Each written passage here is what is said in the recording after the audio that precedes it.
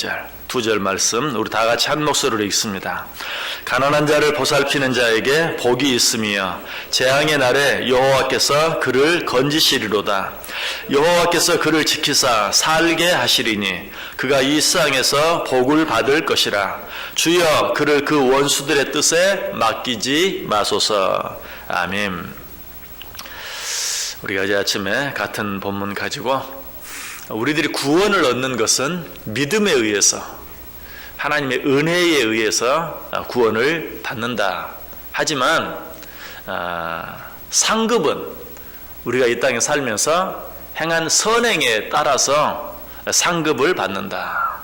그러므로 구원은 하나님의 은혜로 받지만 우리가 이 땅에 살면서 얼마나 많은 선행을 행하느냐에 따라서 이 세상에서 복을 받기도 하고 하나님의 나라에서 상급을 받기도 한다. 사도 바울은 이 사실에 대해서 고린도전서 3장 10절 11절에서 이렇게 말합니다. 내게 주신 하나님의 은혜를 따라 내가 지혜로운 건축자와 같이 터를 닦아두매 다른 이가 그 위에 세우나 그러나 각각 어떻게 그 위에 세울까를 조심할지니라. 내게 주신 하나님의 은혜를 따라 내가 터를 닦는다. 이 말은 하나님의 은혜로 말미암아 우리가 구원을 받는다라는 말이. 그러나 우리가 해야 할 일이 있다. 그것은 무엇이냐? 그 터 위에 각각 어떻게 집을 지을까를 조심하라. 그러면서 그 뒤에 뭐라고 말하죠? 어떤 사람은 나무로, 어떤 사람은 짚으로, 어떤 사람은 금으로, 어떤 사람은 은으로 집을 짓는다. 그리고 마지막에는 뭐라고 말합니까? 마지막에 불로 심판한다. 이 심판은 구원에 관한 심판이 아니, 이 심판은 행위의 심판이. 그래서 믿음으로 구원을 얻었지만 내가 우리 주 예수 그리스도께서 닦아놓은 그 은혜의 터 위에 어떻게 무엇으로 집을 지었느냐에 따라서 마지막에 불로 심판하는데 나무로 지은 집은 어때요? 다 타버리고 남는 게 없어요.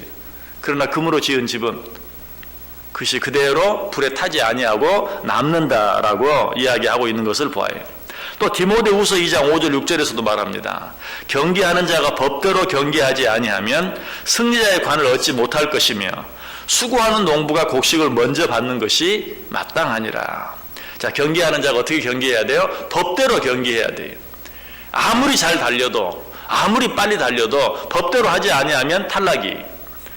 이것은 역시 구원에 관해서 우리에게 이야기. 구원은 무엇으로 받아요? 믿음으로, 은혜로 받아요.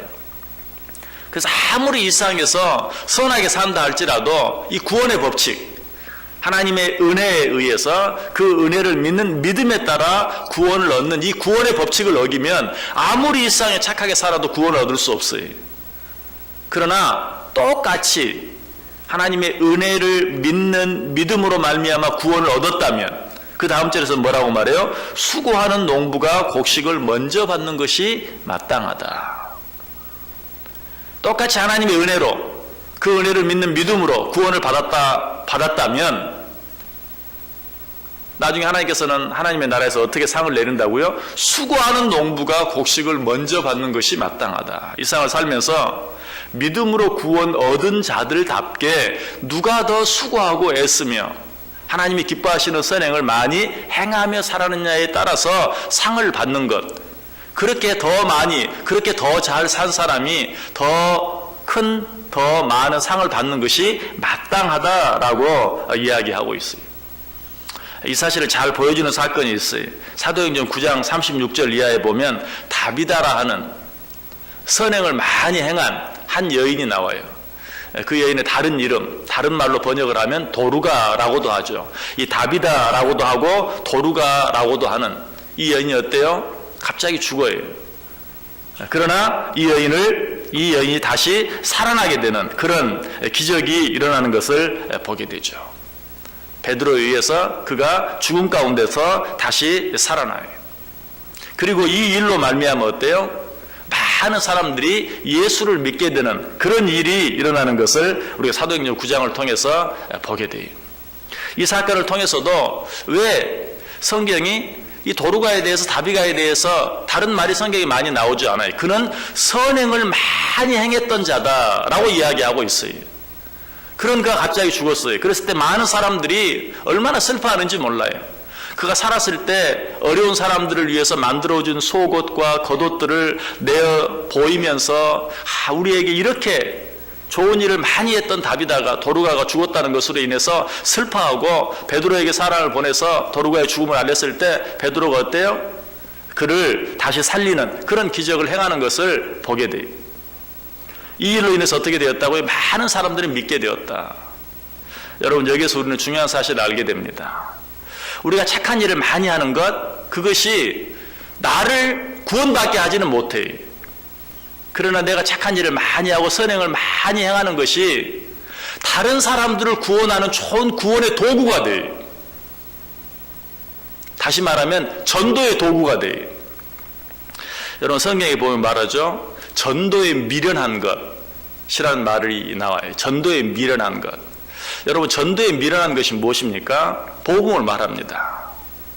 우리가 누군가를 구원하는데 이 복음은 어때요? 예수 그리스도를 믿어야 구원받는다. 착한 일을 많이 행해서 구원받는 거 아니다. 여러분, 사실 우리의 머리로는 이해되기가 참 어려워요. 아니, 착한 일을 많이 행한 사람이 구원을 받아야지, 착한 일을 많이 해서 구원을 받는 게 아니라 예수 그리스도를 믿는 믿음으로 구원을 받는다. 인간적으로는 이해가 되지 않아요. 이것이 전도에 미련한 것이. 그런데 그 속에는 우리의 선행을 강조하는 그런 비밀도 그 속에 들어있어요. 그것이 무엇입니까? 선행으로 구원받는다라는 것이 아니라 우리가 선행을 많이 행함으로 말미암아서 다른 사람을 구원하는 전도의 훌륭한 도구가 될 수 있다 하는 것을 이야기. 여러분, 세상을 착하게 사는 것 어떻습니까? 미련한 것이죠. 왜? 착하게 산다고 알아주지 않아요. 그래서 사람들은 사람이 너무 착하면 아이고 저 사람이 어떻게 세상을 살아갈까. 우리 자녀들이 너무 착하면 아이고 우리 애가 너무 착해서 걱정이에요. 착해서 걱정할 일이 없는데 착하기 때문에 걱정하는 이유가 뭐예요? 이 험악한 세상에서 저렇게 착해서 어떻게 살까? 좀 심하게 말하면 저렇게 착해 빠져가지고 어떻게 살까?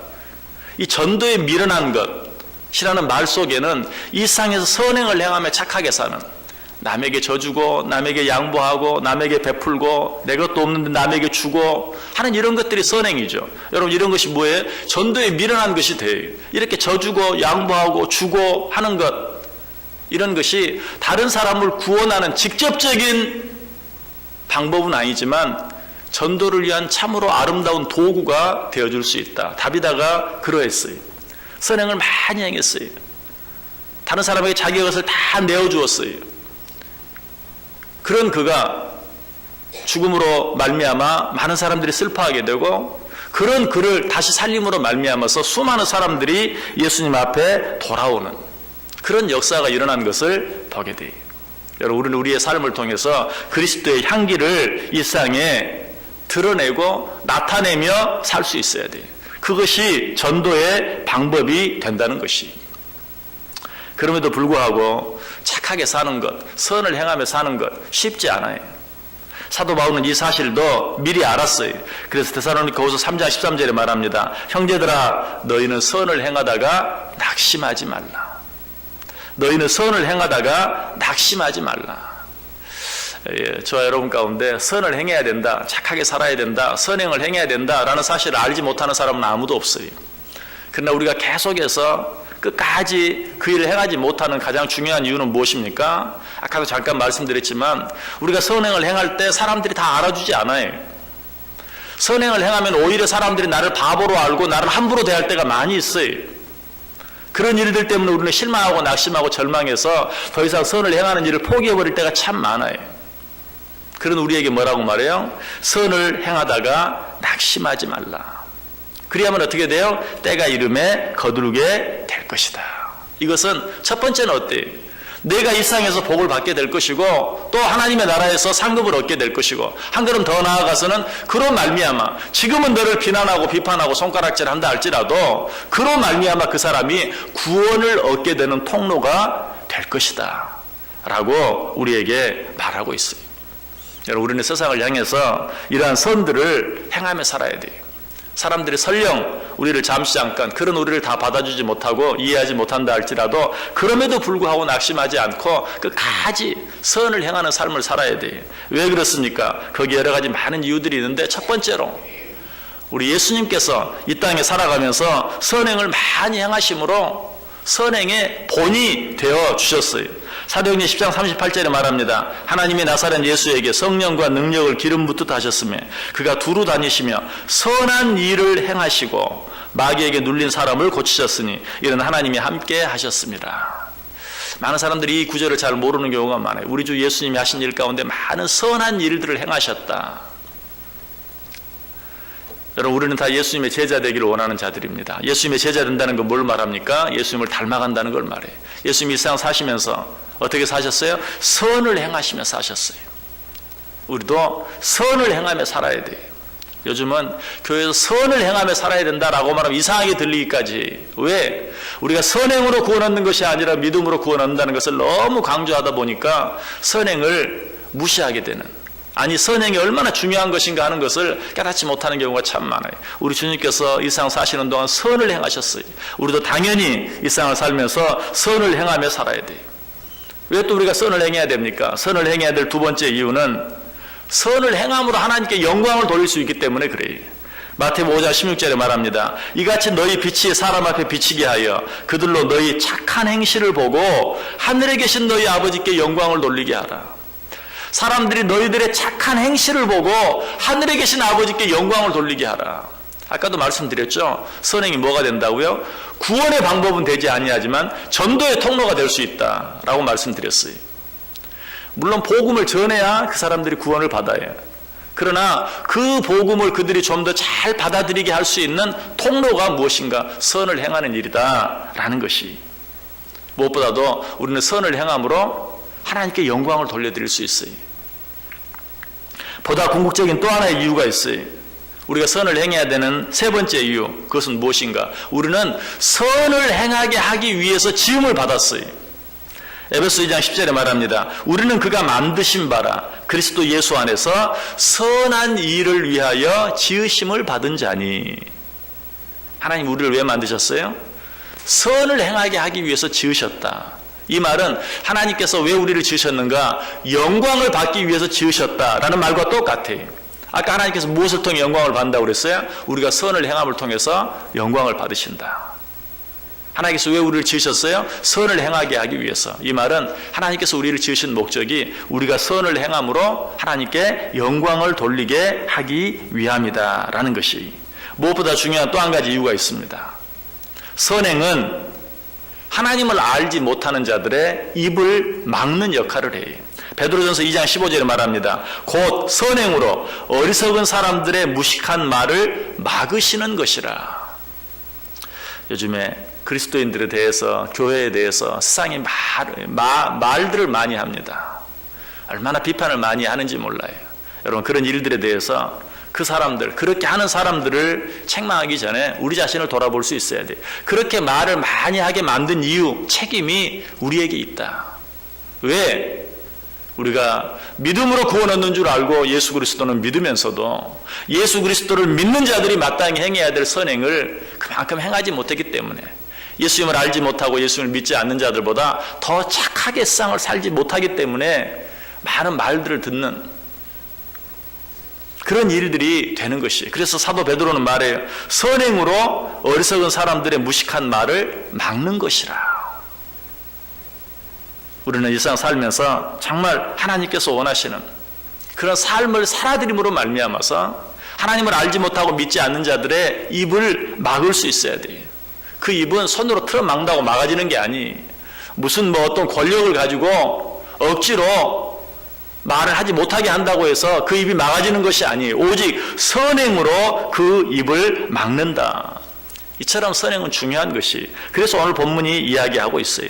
가난한 자를 보살피는 자에게 복이 있으며 재앙의 날에 여호와께서 그를 건지시리로다. 여호와께서 그를 지키사 살게 하시리니 그가 일상에서 복을 받을 것이라. 주여 그를 그 원수들의 뜻에 맡기지 마소서. 여러분, 여기서는 믿음에 대해서 지금 이야기하고 있는 것이 아니, 어디에도 믿음이란 말이 나오지 않아요. 믿는 자들이 어떻게 살아야 되는 것에 대해서 이야기. 가난한 자를 보살피는 자에게 뭐가 있다고요? 복이 있다. 재앙의 날에 여호와께서 그를 건지시리로다. 여호와께서 그를 지키사 살게 하시리니 그가 이 세상에서 복을 받을 것이다. 여러분, 표현이 좀 이상할지 모르지만 선행을 행하는 것은 마치 보험과 같은 것입니다. 선행을 행하는 것은 마치 우리가 이 세상을 살면서 저축을 하는 것과 같습니다. 오늘 본문이 정확히 그걸 말해요. 가난한 자를 보살피는 자에게 복이 있으며 재앙의 날에 여호와께서 그를 건지신다. 정확하게 보험의 개념이죠. 우리가 선을 행하며 사는 것, 우리에게 어떤 일이 있을지 알지 못하는 이 세상을 살아가면서 나를 위해 들어두는 보험과 같은 것이다. 또 우리가 우리의 노후를 위해서 저축을 하며 사는 것처럼 선행을 행하는 것은 우리가 이 세상에서 복을 받고 재앙의 날 가운데서 건지심을 받기 위한 보험과 같은 저축과 같은 그런 것이다. 언젠가 제가 전도서 11장에 있는 말씀, 아마 이번 캄보디아 단기 선교 가기 전에 했던 것 같아요. 전도서 11장에 있는 말씀 가지고 설교를 했었는데요. 거기 1절에 보면 어떤 말씀, 1절, 2절에 보면 너는 내 떡을 물 위에 던져라. 여러 날 후에 도로 찾으리라. 7배에나 8배에 나눠줄지어다. 무슨 재앙이 땅에 임할는지 내가 알지 못함이니라. 자, 떡을 물에 던져라. 이거 무슨 말이라 그랬어요? 구제하라. 다른 사람을 위해서 정말 구제하라. 좀 넓게 이야기하면 선교하라. 구제하고 선교하라. 여러 날 후에 도로 찾게 될 것이다. 7배에나 8배에 나눠줄지어다. 무슨 재앙이 땅에 임할는지 알지 못함이니라. 내가 먼저 7배에나 8배에나 나눠주면 나에게 재앙이 있을 때 그것을 다시 찾게 될 것이다 라고 이야기하고 있어요. 예수님께서는 마태복음 6장에서 뭐라고 말했습니까? 너희를 위하여 보물을 땅에 쌓아두지 말고 하늘에 쌓아두라. 여러분, 보물을 하늘에 쌓는 방법이 무엇입니까? 우리는 이 말씀 들으면 제일 먼저 뭘 생각하죠? 헌금 생각해요. 맞아요. 우리가 하나님께 헌금을 드리는 것, 우리의 보물을 하늘에 쌓는 것이. 그러나 그것과 더불어 또 한 가지 우리의 보물을 하늘에 쌓는 방법이 있어요. 구제하는 것. 어려운 사람을 돕고 어려운 사람과 나누는 것. 하나님께 드리는 헌금과 더불어 어려운 자들을 위해서 구제하는 것, 이것이 바로 하늘에 우리의 보물을 쌓는 것이. 그런데 이 두 가지는 서로 핑계하면 안 돼요. 하나님께 드렸는데요 하고 구제하지 않아도 안 되고, 구제했는데요 라고 하나님께 헌금하지 않아도 되는 것은 아니에요. 성경에 보면 그런 말이 있죠. 하나님께 드렸다 하고 부모에게 드리지 않는 것, 그게 하나님께 드렸으니까 됐다라고 칭찬합니까? 아니. 사람들은 고루반 하나님께 드렸어요 하고 부모에게 드리지 않는 것을 책망해요. 하나님께 드릴 것은 하나님께 드리고 부모에게 드릴 것은 부모에게 드려야 하는 것처럼, 하나님께 드릴 것은 하나님께 드리고 어려운 자들과 나눠야 될 것은 어려운 자들과 나눠야 돼요. 여기에 대해서 예수님께서 가장 좋은 대답을 하시죠.